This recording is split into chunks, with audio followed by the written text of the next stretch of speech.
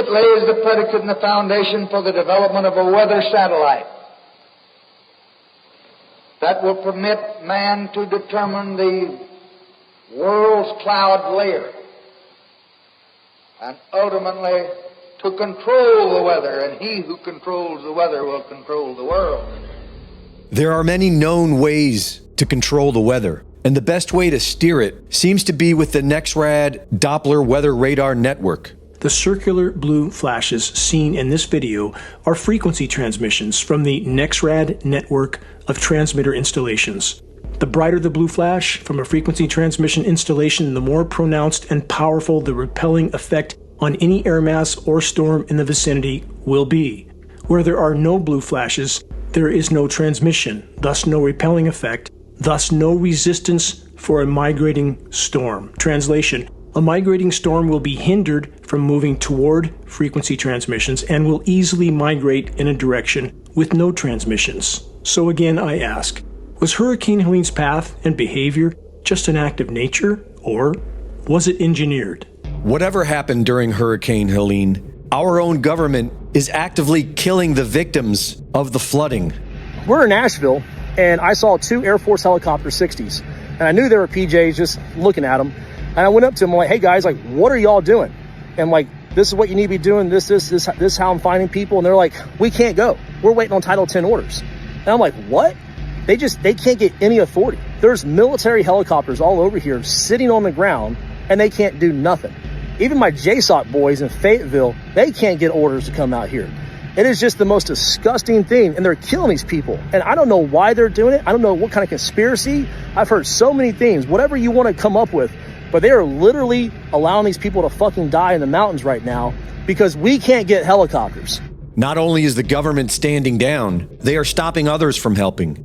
And there are even reports that the confiscated donations are being delivered to sanctuary cities.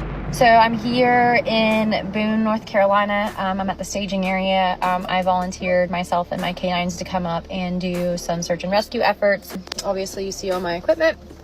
So we've been told to just turn around and go the opposite direction, because what they're doing is they're confiscating everything. Like, they would confiscate all of my gear, my car, my dogs, like literally everything. There are some people who have been tracking these FEMA agents and what they do with these supplies after.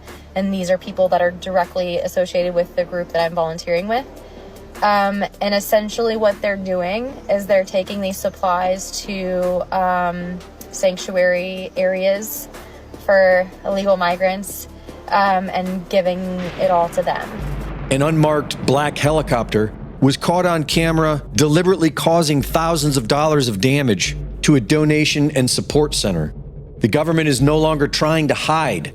They are now killing us out in the open. And the radical Marxists working at FEMA are not really concerned with most of the people. LGBTQIA people and people who have been disadvantaged already are struggling. They already have their own things to deal with. So you add a disaster on top of that, it's just compounding on itself. You know, the shift that we're seeing right now is a shift in emergency management from utilitarian principles where everything is designed for the greatest good for the greatest amount of people to disaster equity.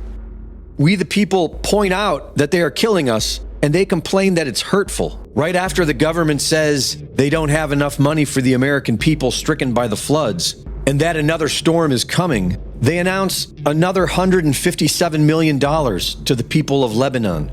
Joe Biden makes another Freudian slip and says the government's response will be to increase the number and intensity of these extreme weather events. Response is to increase the number and intensity of the extreme weather events and be where we're going to use all the resources available to the government to do it. And many are now saying that this is exactly what they did with Milton, which is now expected to be catastrophic. Reporting for InfoWars, this is Greg Reese.